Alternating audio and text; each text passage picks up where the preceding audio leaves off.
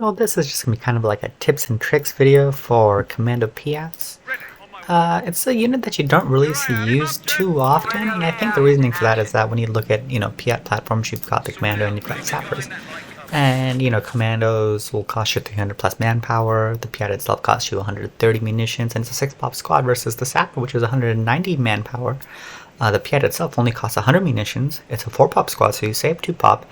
And in addition, the PIAT ambush on Sappers has a 2x penetration bonus and a 50% damage bonus, which is really, really nice. And this is a bonus that does not exist on Commandos.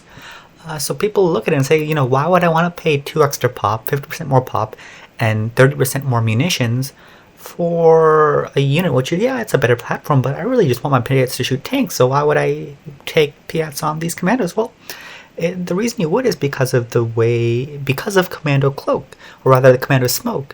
Due to that ability, Commandos actually have really, really unique cloaking properties that no other cloaking unit in the game have. So due to this interaction, the really, really key thing about Commando PIAT Cloak is that it's functionally undetectable. So we'll go ahead and see here. They're in cloak now, and then even when you fire, so we'll fire these PIATs off, they remain in cloak, and you can shoot all day long, and they will continue to remain in cloak. And an important thing to remember here is this applies to more than just the PIATs. Watch what happens when you throw a grenade.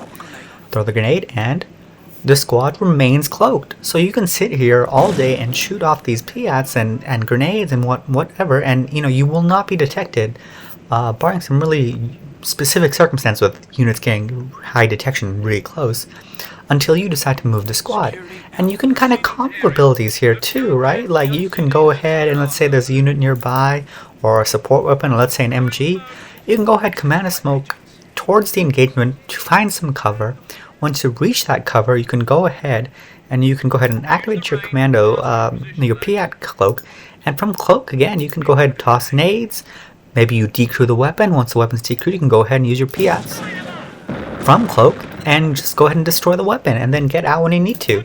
So this is a really, really, really cool unit with a lot of mechanical interactions that if you understand, you can make some really great plays.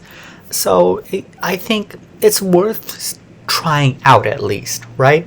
Just pay your 330 manpower. If you want to use the grenade trick, you'll be paying 160 munitions, maybe 170 munitions, 6 pop. But if you understand these interactions and you can take advantage of them throughout the match, you can get some really, really great value out of a really, really fun unit.